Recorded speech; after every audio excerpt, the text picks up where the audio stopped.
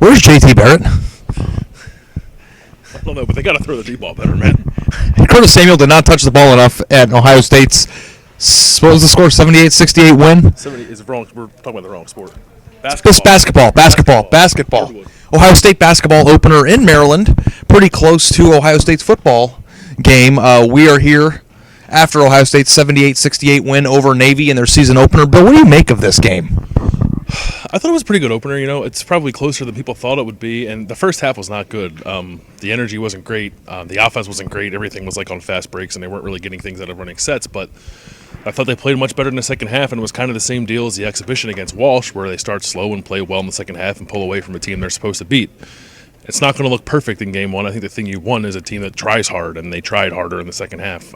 Navy wanted them to shoot threes, and Ohio State shot threes pretty well. They finish 10 of 18 from three. Cam Williams hit 5. He had 23 points off the bench, which tied a career high. So, I mean, it's not perfect, but it's a good start. It's a win on the road, and I think it was mostly what Ohio State could ask for. Chris Gent's big return. You know, you saw a little bit of it in the exhibition game, but was wondering, based on what you saw in their opener, did you see a difference from last year, a tangible one? Yeah, I think spacing is better and movement's better. I thought the offense looked a little more crisp against Walsh than it did here against Navy, which is expected because Navy is a Division I basketball team that, while it's at a size disadvantage most nights, will play really hard and make you earn what you get. But I think you're going to see a better offense. They push the ball a lot. Really, every time Navy missed, Ohio State was pushing, and really any player that's not a center sort of has the permission to push the ball up the floor. So that's a difference from last year. They want to play fast, which I think is good for a team that's trying some new things offensively, that you can at least get some points in transition when the offensive half-court sets don't always look so great. Defensively, there was a major size advantage. Ohio State got outscored in the paint. I don't know what you make of that. The big men didn't have a great night.